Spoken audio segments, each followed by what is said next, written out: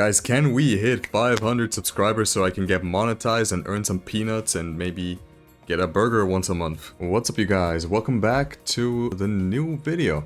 So today's topic is, as you can see, about how you can quintuple, sextuple, like multiply your income. And I feel the need to make a new video on this topic because there's a lot of videos out there already, a lot of guides out already, but they are pretty outdated because of new systems coming out, some changes to how we can transfer gear, and a lot of other things, right? Just the meta has shifted. So I want to reiterate like the newest and best way for you to actually increase your income and have enough to progress through the game at a good pace. And it may surprise some of you to find out that actually, as you may have been at this point misled by other videos, it is not to make new mules at level 225 and running through NLotus, NLomien, and Akechi, right? Actually, so far to date, the best way for you to both progress and increase your income at the same time are actually just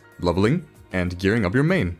So this is my main here, around 300 mil with no fams out, and what he clears every week is CTene, Kalos, normal calling, and I carry someone on Hard Saren, so I'm getting half of this, right? So that amounts to about 6.4 billion a week in just boss crystal income. And then on top of that, you need to add the farming, because if I change to my farming gear, as you can see, Meso item drop, Meso item. So I have the max amount of item drop that you can have, and I have 100% Meso obtained. That means every day when I farm for about 1 hour, if I'm feeling real spicy, maybe a full WAP like 2 hours, I get about 1.1 to 2.2 billion mesos just from farming. So now you can add that up every day. That's 1 to 2, so let's say an average of 1.5.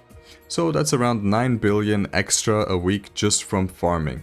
So if you add that up to the weekly boss crystals, we're at 15 billion only from one character. And that does not include all the resources you're getting, as in fragments, Urda, node stones for your other characters, and fams. And you get a lot of fams. You do not get fams in Arcane River, but starting in Grandis, you do start dropping fams again. That's an amazing change they did recently, so you get fams as well. Now, but what if you're like I don't really want to only push my main? Like, is there any other option for me? Yes, there is a middle way. And I think the middle way is the best balance between efficiency and actually progressing. Because if you just stop funding your main and stop leveling your main and you just go and you like hand level a bunch of mules and feed them a bunch of meso so they can clear CTene, you're taking off like months and months of progress from your main. You're gimping yourself for basically no real benefit. But let me show you something, a really helpful website that we can use to illustrate the point that I'm making. So this is a website called MapleHub. You can type maplehub.app, and I can also link it in the description. And what you can do here is you can add your characters. And then after you add your characters, you can edit which bosses your character is clearing each week. So I added which bosses I'm clearing with this character and how many people are in the party each week. So that comes out to 6.6 billion a week, right? And then you can click check all and it says total meso collected. Now let's add a theoretical NLomien mule. So let's go roster, manage, add to roster. Let me just add my Kali, and it's pretty good because like it immediately gets the data of your character and the image. So, and then you go here and then you go to edit bosses, and they already have presets, which is pretty good. So you can just click NLomien and save. Okay, now NLomien, if you clear all of that, that's 1.4 billion mesos a week. And you might be like, wait, that's pretty good, right? My main character is getting 2 billion roundabout. Like getting 1.4 from a mule, that sounds pretty good. Well, it does sound pretty good if you don't have to work for it. If you get it for free, that does sound pretty good. But if you actually have to go and spend meso on the character, around like maybe like 20 bill, 15 bill, and you need to get the gear and you need to spend the time to level it, then that's actually really bad, because that would take you like 5 months to recuperate from that character itself. Now, but if you have a hyper burn and you can take advantage of event resources and you can actually basically level the character for free, which, you know, this character is from Challenger World 1. So you can just see this character as a free geared character that I'm doing CTene with right now. So let's edit the bosses to CTene Mule, save, and now it's 5.2 bill for this character. And that can pretty much be considered pure profit as soon as this character was made. There's no 5 months of lead up to this character being profitable because of the money that you've spent, you know? Because this was all self-encompassed investments from this character. All the money from this character went into itself, right? It didn't siphon from my main, it didn't siphon from other characters. So that is actually very good to do. Now, there's another thing. Let's say, let me think. I have one character. Okay.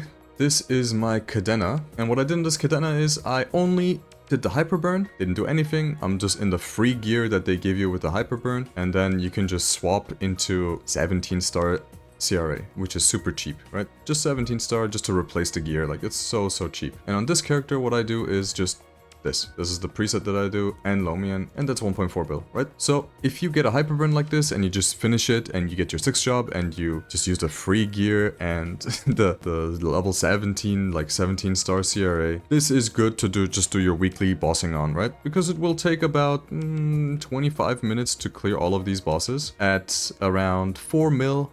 I think this character is around 4 to 6 million CP, which you will end up at, like, kind of inevitably after you finish your hyperburn. So this is just free weekly income. Now, with your next burn, like, this is like not a normal burn, with your next giga burn that you're getting from your Challenger World 2, you can basically add another of my Kali. So if you add another one of that, that's another 5.5 billion that you're getting every week. So you can see how fast it can accumulate. When you start out with this, when your main character is only doing this much, and then you focus on your main character, and then your main character is doing 6 bill, then simultaneously you're getting hyperburns where another character can do this much income, then quickly you're at 13 billion a week. And once your character is like 285 and is clearing every boss relatively easily, and you're starting to accumulate Eternals, then you can be like, okay, I have a little bit of money to spare, like starring up and like